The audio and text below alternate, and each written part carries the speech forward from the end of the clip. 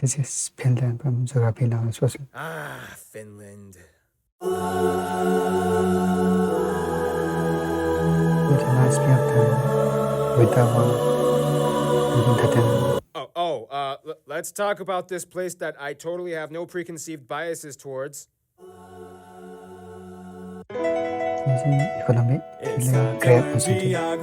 Now! Hey everybody, I'm your host Barbie. Welcome to the dark sheep of Northern Europe. All the other Nordic countries are like la la la la la la, while Finland is like We'll get into the heavy metal thing in a bit, but first, now just remember, Finland is Nordic, but don't call it Scandinavian. There's a huge difference. That title only belongs to Sweden, Denmark, and Norway. First of all, Finland is located in Northern Europe, lying on the Gulf of Finland and the Gulf of Bothnia, east of all that Scandinavian stuff. To the west, they border Sweden on the Torne River, or the Tornionjoki, until it reaches the tri-point border with Norway at the three-country Cairnstone. And to the east, they border big ol' Russia with another tri-point border with Norway that looks like this. The country is divided into 19 regions, or maakunta, with the autonomous region that we'll talk about a little bit later, and the capital of Helsinki, located in the south on the Gulf of Finland, which is also the second most northern capital in the world after Reykjavik, Iceland. The country also owns about 180,000 islands, the highest concentration of which found in the Baltic off the coast in the Åland archipelago. Keep in mind, parts of Finland also lie within the Arctic Circle. That's how far up north they are. And the three busiest airports are Helsinki, Oulu, and Rovaniemi. Now, my favorite part, territorial anomalies! First of all, with Russia, there are too many split islands and penne enclaves. The islands of Aikaniemi and Sursari, Tarasin-Sari Islands and lakes, the island in the Koitajoki River. Seriously, just play around with Google Earth and see how many you can find. Finally, we get to Sweden and things get interesting. Most of the borders with Sweden run along rivers that eventually flow into the Torne River, and then we get a strange golf course that is split between the two countries in the town of Tornio and Sweden. Not only that, but then you have the strange Market Island right next to Åland in the Gulf of Bothnia, which has an inverted S-shaped border. It had to do with the lighthouse that was built belonging to Finland, but then Sweden was like, hey, it's too close to our side of the island. So they drew a border that was like this to give each side equal shares of the land. See this archipelago cluster of islands right here? Yeah, it belongs to Finland, even though most of the people here speak Swedish. Åland is Finland's strange little administrative anomaly. Long story short, it used to belong to Sweden, but then the Russians took over it in addition to Finland. Then after the Russian Revolution, Finland became free, and then the UN decided Åland should belong to Finland with autonomy. But then the Soviets started attacking again, and then Finland was like, nope, and then fought back relentlessly, defending themselves and Åland, and Sweden just kind of sat there and didn't really do much for Åland as they decided to stay neutral. Finland defending Åland was kind of like the turning point. Now it's kind of like, Åland, come back to me! Look, Sweden, we had some great times, but you kind of really didn't do much for me when things got crazy. I mean, Finland defended me, okay? And he treats me well, okay? His tax incentives are great. It's time to move on. It's not me. It's you.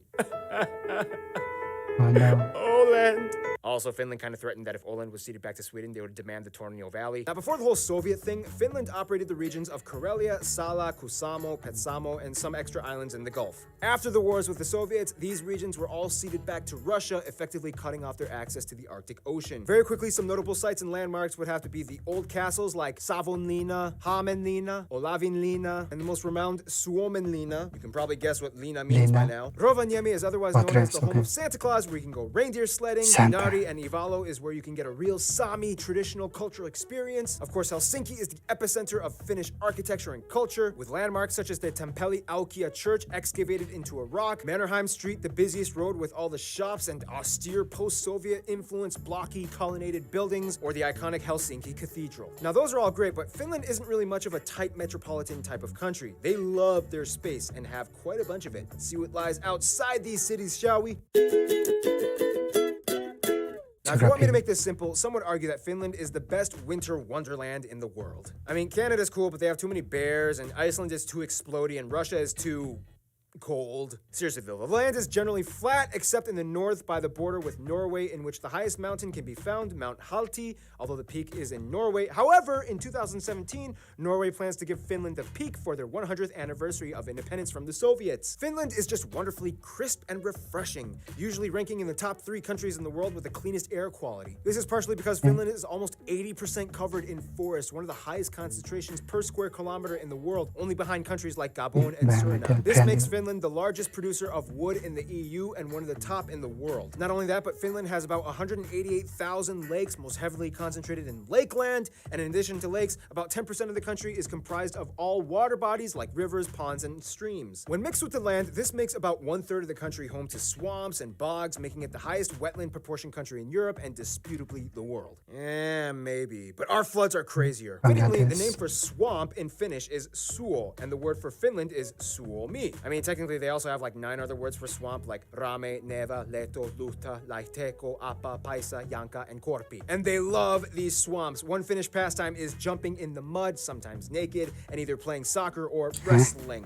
The landscape of Finland is shaped that way because imagine what happens when you crush something under a heavy glacier for a really long time, and then after the glacier melts, you're left with pockety erosion and mineral residue all over. Not only that, but Finland is experiencing a post-glacial rebound in which the land is steadily rising along the coast of the Gulf of Bothnia. Every year, Finland gains about 7 square kilometers and is technically rising out of the sea. The longest river is the Kemijoki that passes through Lapland and reaches the Gulf of Bothnia. And the largest lake, as well as the 4th largest in Europe, Lake Saimaa, is located in the southeast. Because Finland is so far north, they are known for being the land of the midnight sun, as during summer you can literally see the sun for 24 hours a day in the northern parts by the Arctic Circle. And of course, in the winter times, there's hardly any sunlight at all, but if you're lucky, you can witness an aurora borealis, especially in the northern parts. Oh, and by the way, the national animals are the whooper swan and the brown bear. Finnish agriculture is, of course, very standard for northern European countries. Lots of rye wheat, turnips, potatoes, and of course, fishing is huge out here. However, due to the abundance of lakes and rivers, Finns prefer their own domestic freshwater fish like perch, zander, and miuku as opposed to the sea fish. Speaking of which, coming to Finland, chances are you will eventually try reindeer meat in some shape or form, whether in stew or grilled. In Lapland, you might even find bear on the menu. You can try mami, a pudding made of rye, and of course, every Finn will make every visitor try the strong, salty salmiakki. They love salmiakki so much that they made it into an ice cream, and it's so good, and I'm so mad they don't sell it in my hometown. Oh yeah, in the wintertime, they build ice hotels, and there's like this cool waterfall in the Paratisi Kuru area in the Uru Kekkonen National Park.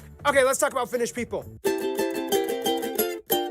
Okay, if you go to Finland, you will most likely experience a rather intense yet intriguing social construct. First of all, the country has about 5.5 million people and is the most sparsely populated country in the EU. The country is about 90% ethnically Finnish, about 6% are Swedish, and the rest is made up of everything else under the sun like Russians, Estonians, Asians, and Africans. They use the euro as currency, they use the type CEF outlets, and they drive on the right side of the road. Of course, the Finnish people speak the Finnish language, which is arguably one of the hardest languages on earth to learn. Conjugation is a mess, nouns and adjectives have inflectionary forms, whatever that means. Nonetheless, Finland has one of the best schooling systems in the world. In Finland, school hours are shorter, less homework is given, and there are virtually no mandated standardized tests apart from the exam you take in your final senior year of high school. Also, if you get your PhD, you have the option to get a sword and a top hat along with your diploma. This is also why Finland is one of the most English-friendly countries in Europe. Children are taught around ages 9 to 11, and most people of the younger generation can at least hold an impressively fluid conversation. Finland is actually a conscription country in which all men ages 18 and up are required to serve either in the military or civilian services anywhere from 165 days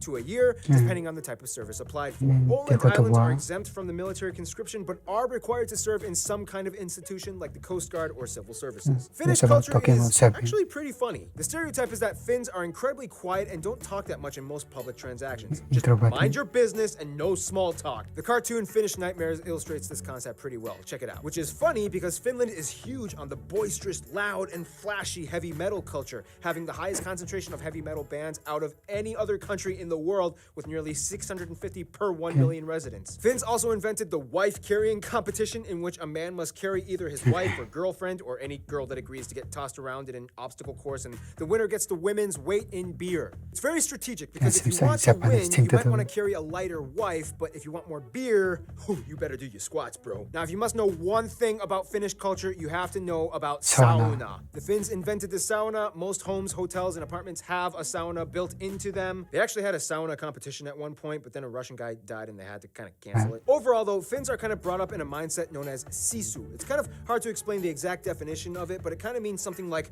guts or determination and never giving up, which really helped them along the fight with the Soviets. Sisu is to Finland what Jantaloen is to Denmark. There are so many other things I wish we could talk about, but we're running out of time. But we do have time for friend time!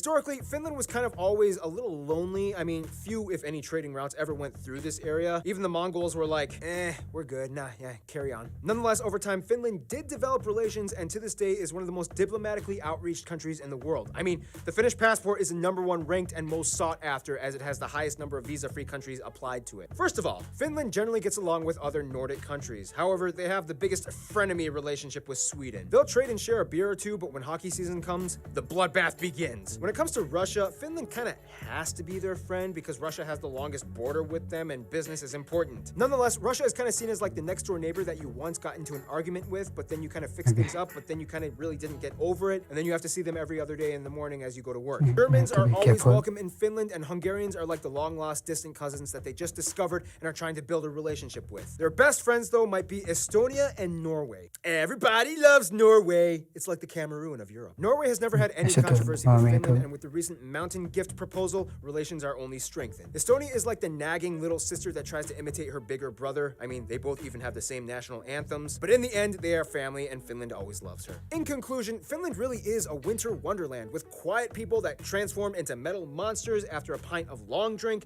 topping their days off, baking themselves in human ovens for fun. And with that, we finish the Finnish episode. You waited for that for over 10 minutes. Stay tuned. The mass country that must not be named is coming up next. I've seen the place, but I don't know the name. Finland seems like a place to live. Very environmental friendly place. The sparsely populated. The school system is quite effective. I believe. And the Geographynow since